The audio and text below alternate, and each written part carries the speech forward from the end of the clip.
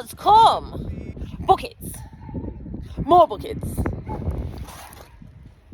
Crazy dogs.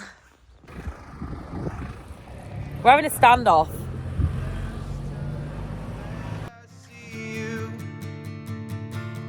It can't be true. So, cows are on 3 buckets of silage in the morning and 3 buckets of silage at night. That's a lot of food. A lot of food just to keep their energy up. We're going to get some cows in. So, you know, if you watch me regularly, you'll see the little bullocks in the village. And I think there's a couple of heifers in there as well. I think there's 11 of them. Not a massive amount. Fairly flighty and next to a main road. So, voices I look for problems and that I could give anxiety a bad name. So let's remain positive about the situation. Thank goodness the trees are a more attractive prospect than escape routes. I didn't know they were that tasty. Smile! They get useful when they get to like 11 or 12, I promise.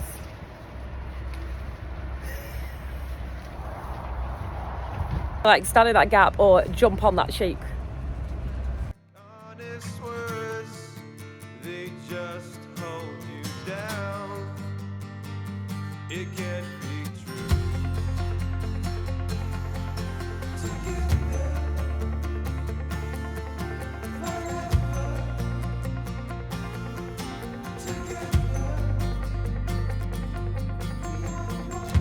Stressful. Your soft heart glows in the hot falling rain. 2, 1, action. Hello. Hello. Can I just move that back? Like 1 minute. Mind your legs a minute. I'll just sure. move it.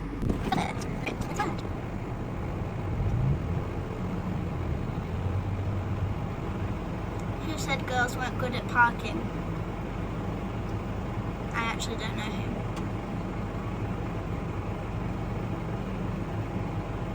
We're back. Hello. Hello. Welcome to my interview session. Yeah. How old are you? I am 35 years old. Cool. Do you enjoy being a farmer? Love it. Are you sure? I'm quite sure. Okay, good. How has your day been today? Lovely. Really good day. I'll ask once again. Are you sure? It's been dead stress-free. Nothing's gone wrong at all. Okay, perfect.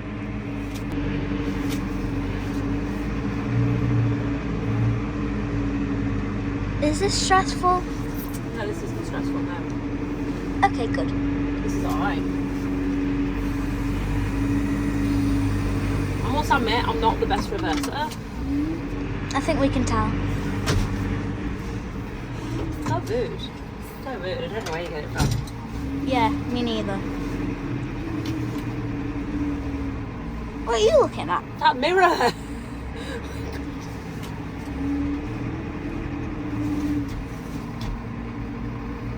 Right. Thank you for joining us today. It's been a pleasure to meet you. Thanks. Thanks for having me, Anna, on Anna's daily dose of podcasting. Yeah, Ginger Warriors forever. Woo! I'm deleting that. Again, sail with me from the troubles in our lives. Sail today before you go Nice hat you got there. away. Thanks. We don't own a massive Ferguson. That makes up for it. Are you gonna go and get some ice on these? Yeah! Thanks. No. We got him.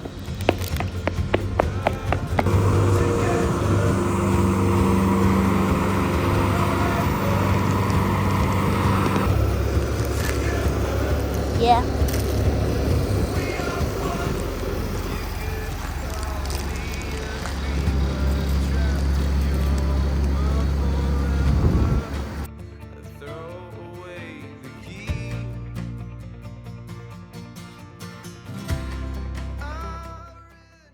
talk about licks.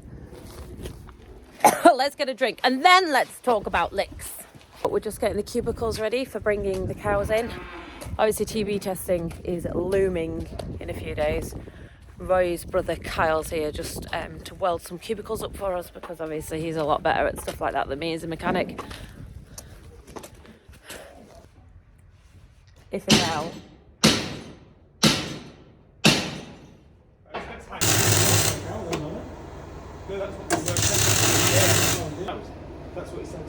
Right, let's talk about these buckets. When Roy's moved them. So I'll take a few of these out on the squad bike, but I'll just grab this one and stick it in and see what they make of it. As I've said, this is 15% magnesium and it's not that bitter, to be perfectly honest. I obviously have, just for educational purposes, taken one for the team and tried it for you. Last year we had a lot of grass staggers in the sheep, and when I say a lot, I mean a hell of a lot. I was even putting magnesium flakes in the water, it was that bad. And we were giving them really high magnesium, I think it was like 18-20%. I'll find one for you. It was black. Been watching these videos a while, you'll remember I could not get the sheep to lick them. They wouldn't touch them. So I ended up getting molasses and pouring it on the licks just to encourage the sheep to lick them. And go giving them the opportunity to have these things, but if it's in the bucket, it's no good. Now, we usually give the cattle big buckets of this, but as you know, we have less cattle on than usual. A lot have been sold already. Actually, that many of them left, so I've just got what I need. I'm leaving it here on this muddy bit just because in the past I've put it in the middle of that field there thinking I was being really clever, and all winter all I had to look at was a brown circle in the middle of the field and it drove me mad. So I'll just keep it in this area. It's a mess anyway. What can I do? So they're already showing interest. Within 10 seconds of me walking away, obviously the guys are coming in. See what they reckon to it. The calves do not need this, by the way. It literally is just for the cows. This is where getting the right amount of buckets out for your cows is paramount. It's no good when one dominant cow or two dominant cows end up licking the lick and the weaker ones obviously get pushed back. There is a hierarchy in cows, we know this. So yeah, look, that red one is definitely in there and no one else is getting in. Anyway, I've got a fair few to put out, so I'll get them out. Carrying them all though. Guys, look at this. I'm coming over here for a picture. Just need to get there first.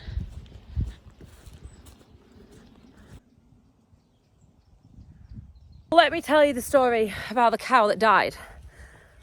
I can show you because I'm next to the field. So about maybe 5 or 6 years ago now, Roy was still working at the garage and I was here attempting, and I say that with, I was fairly new to it. I'd never really done anything on my own. I wasn't particularly confident with tractor work, and I was attempting to feed the cows in that feeder there that we're now tipping silage in. This is before we had a silage pit, so we were feeding big round wrapped bales. They were probably slightly wet, they were very heavy. I was on the case with the loader on. The loader's much too large for the tractor. Very cockily, not the best situation to be in if you were an experienced tractor driver, and especially when to get to the feeder, you've obviously made ruts, haven't you? Anyway, I didn't want to do this with the cows around. I thought not only did they stand in front of you in the way, I thought that they would, if I fell or if I dropped a bale or something like that, I would injure one. So I thought to myself, I know what I'll do. I'll shout them through this gate here into the field next door. And when they all come through for the fresh grass, I'll shut the gate, I'll feed them, and then when I've done, I'll let them back in. I fed the cows, I opened the gate, they all came trudging back through. There was 1 or 2 left in here slow coaching, so I left the gate open thinking that they'd all go to the feeder. Bob's your uncle, everything's fine. Anyway, we got a phone call from a lady called Sally who lives literally just on the other side of that hill there, there's 2 cottages and Sally lives in that. And Sally rang me and she said, I think you got a cow dead. And I was like, anyway, Staggers, killed her. I had let the cows in, and this one cow obviously liked the fresh grass more than she liked the bales, hadn't come back through. And overnight she literally just, you could see where she'd been wandering around in circles. She'd like been tossing and turning. Oh, honestly, it must have been awful. So yeah, and it was 110% my fault. I didn't even tell Roy that I'd let them in there. I did, because he was at work. So anyway, I killed this cow. Like, I'm echoing because I'm shouting. I'm next to that building. It's echoing to the back of it and bouncing back of it. It's really weird. Like the tubing a calf thing, I did it wrong. I did it wrong. I killed the animal. I tubed the calf wrong and I killed it. And so many people, and I don't say I could include the comments, but I'm not going to. So many people have messaged me over the course of the years and said, because of you, I have had the confidence to tube a calf again. I've done that. Numerous people have done that. Share your experiences, good and bad. And bad. That's what I've always done since starting TikTok before lockdown. Share the good and the bad. So in autumn, the grass is having that little flush and it will be low in magnesium and high in potassium, and these 2 elements spell double trouble for the availability of the magnesium in the cow, and that is why we have to make provision and make sure that they have access to it. I learned something. You might have learned something, but equally you might not, and you might already know all this. And I know it's not my usual style to get quite serious. I'm sorry. I know. I do know. But sometimes you have to kind of break character, don't you? Thinking.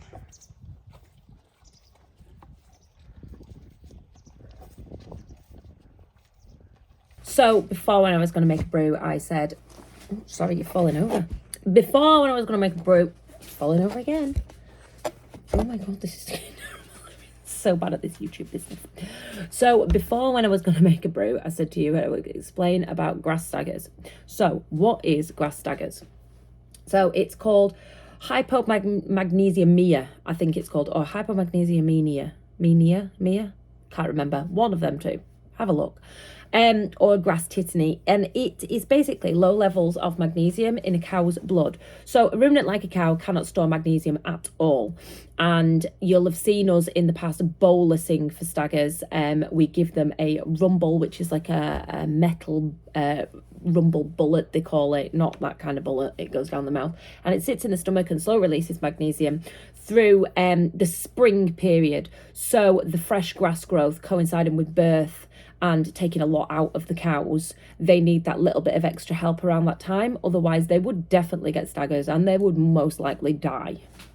So at this time of the year, you would think that the cows would be perfectly fine because the calves have grown up, but you will be wrong. Yet again, they are at risk of staggers. It's after periods of like rainfall when there's a flush of fresh grass. You should be really careful, and this is why I'm putting the buckets out in the first place. We already know that we do suffer, usually November time with staggers. Now with the sheep last year, we suffered immensely. It was so bad I ended up putting magnesium flakes in the water. We lost a fair few animals to grass staggers, sheep that is.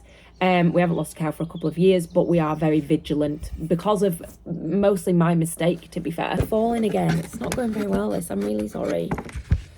I'm trying to prop you up, but I'm not doing a very good job. Will you stay there? Will you stay there? Yes. So really interesting fact about staggers, salt helps the absorption of the magnesium. So you should always put, not many people even know this. I hope you learned something from this actually.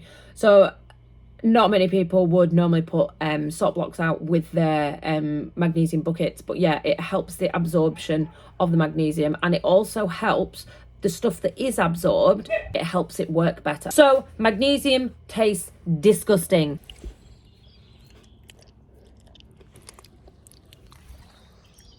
It tastes like bonfire night toffee mixed with pear drops that have gone off. It tastes disgusting.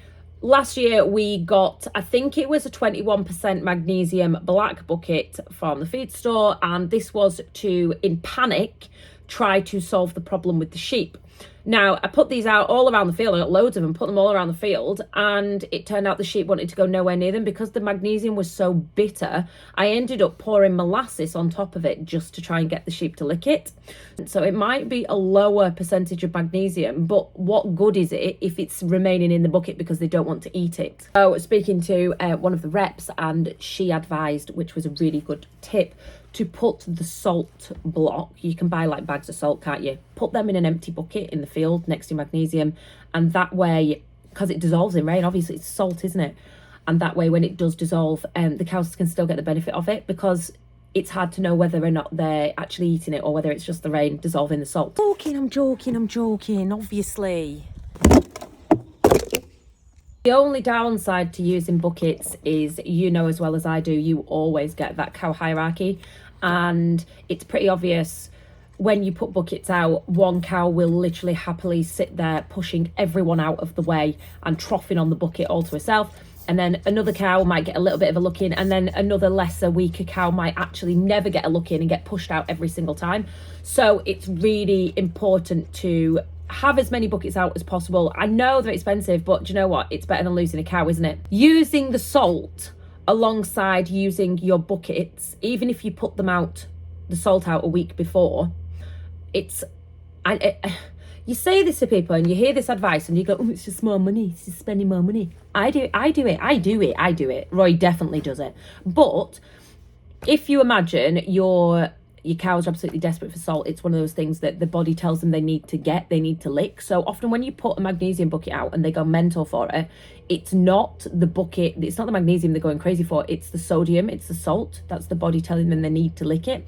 Whereas if you put the salt out a week before, the cows will satisfy their body's need for the salt, and then when you put the buckets out, they're less likely to go hell for leather at them, and in the long run it actually gets to more cows and it saves you money. We'll never know if your cows have had enough of this magnesium. Honestly, you will never know, so do not risk it and do not put them in a field of fresh grass at this time of the year.